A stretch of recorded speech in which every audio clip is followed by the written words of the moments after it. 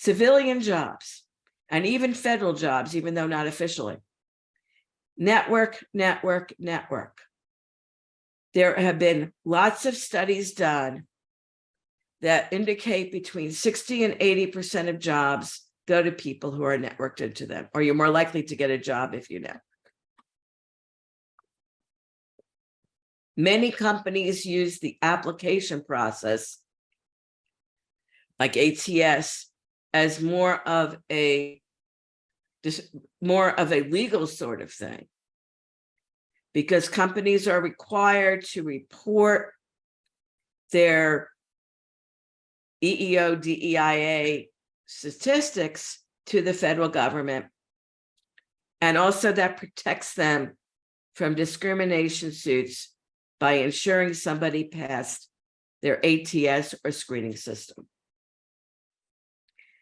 But they may write the resume, they may write the announcement, and they'll do this. I've seen this on federal, I've seen this on civilian, that you're the only person who can pass the screening. And I know I've worked with folks where I've worked with jobs in my contracting world where I got the job because I was recommended.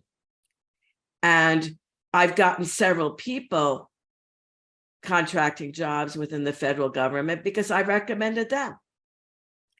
And they did not hire anyone who was not recommended for those jobs over many years.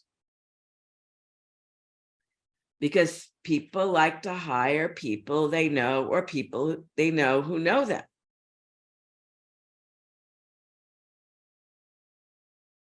Now you can look also at conferences and job fairs. So you can go to conferences, go to job fairs, good networking, good way of finding out about jobs. You can look at job announcements such as internet job aggregators, Indeed, associations, company websites, LinkedIn. Read the news. Sometimes you may read that a company in your area is hiring. Or maybe you see a name in the news and you know that person. They're hiring. Use social media, LinkedIn, Facebook. It's good for networking. It's good for listing your information out there. The biggest, according to more recent stuff, the biggest place for hiring right now, where recruiters are looking, is not LinkedIn because it has a lot of paywalls right now. Many are looking for lower level jobs and even medium level jobs on Facebook.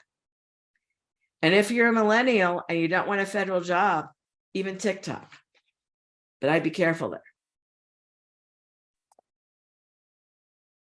Oldie but goodie, but many jobs are found that way, is contact the companies you've identified directly.